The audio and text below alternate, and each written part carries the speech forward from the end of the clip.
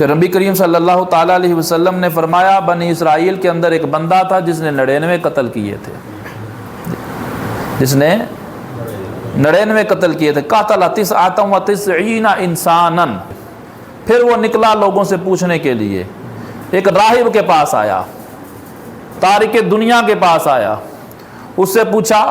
کہ کیا میرے لیے کوئی توبہ ہے؟ بھائی 99 بندے میں مار سڑے نے، کوئی معافی ہو جائے گی میری یا کوئی نہیں ہوگی؟ اب وہ راہب تھا، اس نے کہا نہیں، 99 بندے تو مار سڑے نے، تیری تو معافی ہو ہی نہیں سکتی۔ اب یہاں پر ایک بات غور کرنے والی ہے نا، جس بندے کو یہ بول دیا جائے نا وہ تیری معافی نہیں ہوندی، وہ اور جری ہو جاتا ہے۔ اب اسی وجہ سے جیلوں کے اندر جڑے پھانسی والے ہوندے نا انہوں نے وکھریا رکھا جاتا ہے، بھائی انہوں نے تو پتہ ہے نا سانو پھانسی لبنی یہ نہ ہوئے کسی اور بھی مار سڑن نال۔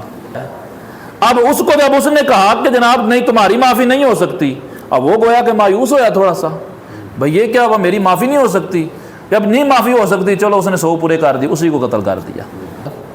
پھر لوگوں سے پوچھنے لگ پڑا کہ کیا میری کو معافی ہو سکتی ہے، میری کو معافی ہو سکتی ہے؟ تو ایک شخص نے کہا کہ فلاں طرف فلاں علاقہ ہے، ادھر چلے جاؤ، وہاں تمہیں اللہ کے نیک بندے ملیں گے، ان کے پاس جب تم جاؤ گے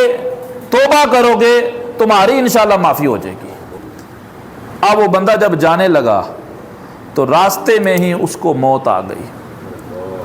جب اس کو موت آئی تو اس نے اپنا سینہ اور اپنا منہ اس بستی کی طرف کر دیا جس طرف وہ جا رہا تھا۔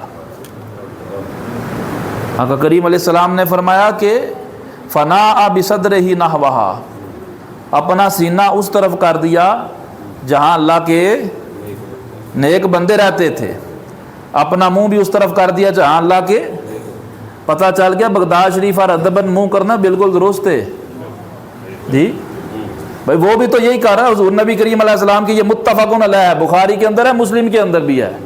کہ آقا کریم علیہ السلام نے فرمایا وہ جا رہا تھا بستی کی طرف، اللہ والوں کی بستی کی طرف۔ اب اللہ والوں کی بستی کی طرف وہ جا رہا تھا، راستے میں موت آ گئی۔ اب مرتے مرتے اس نے کیا کیا کام کہ اپنا چہرہ اور اپنا سینہ اسی طرف پھیر لیا، یعنی پتہ چل گیا بغداد شریف کی طرف یا جس طرف اللہ والے ہوں، مدینہ پاک کی طرف سینہ کر کے دعا مانگنا، مدینہ پاک کی طرف چہرہ کر کے دعا مانگنا، یہ کوئی برا کام نہیں ہے بلکہ اللہ کا پسندیدہ عمل ہے۔ عذاب اور رحمت کے فرشتوں کے درمیان جو ہے وہ اختلاف ہو گیا۔ عذاب والے فرشتے بولے جی اسی انو لے کے جانا ہے، اسی لے کے جانا ہے کیونکہ گناہگار ہے، یہ توبہ تو کتنی کونی قبول ہی کونی ہوئی۔ رحمت والے فرشتے بولے جا رہا تھا توبہ کرنے، پہنچا نہیں ہے، ٹورتے پیاسی نہ اس پینڈے، راستے میں تو چل پڑا تھا نا، لہذا ہم نے لے کے جانا ہے۔ اب دونوں کے درمیان اختلاف ہو گیا۔ جب دونوں کے درمیان اختلاف ہوا تو اللہ تبارک و تعالیٰ نے اس زمین کی طرف توجہ فرمائی، گویا کہ اس کو یہ حکم دیا کہ یہاں سے جس طرف جو بستی ہے نا وہاں سے سمٹ جاؤ اور دوسری طرف سے پھیل جاؤ، یعنی بندہ بالکل درمیان میں فوت ہو گیا تھا، جہاں سے وہ چلا تھا، جہاں اس نے جانا تھا، جو اس کی ڈیسٹینیشن تھی، اس کے بالکل درمیان میں فوت ہو گیا۔ اللہ تعالیٰ نے فرشتوں کی طرف وہی فرمائی کہ زمین ناپو، حکم بھی خود دیا زمین ناپو کہ جس طرف اس کا فاصلہ زیادہ تو کم ہوگا، یعنی جس کے زیادہ قریب ہوگا وہ والے فرشتے لے جائیں،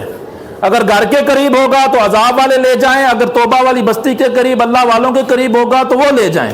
اب بالکل درمیان میں فوت ہوا، ادھر اللہ تعالیٰ نے زمین کو یہ حکم دے دیا کہ سمٹ جاؤ،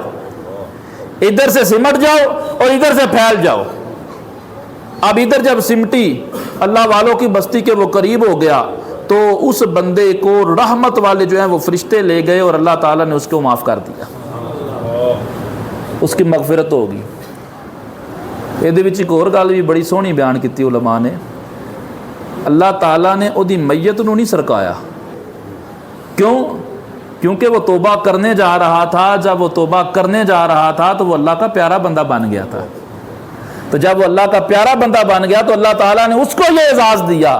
کہ اس کی وجہ سے زمین کو سمیٹ دیا، لیکن اس کی میت کو نہیں آگے اللہ تعالیٰ نے جو ہے وہ گھسیٹا۔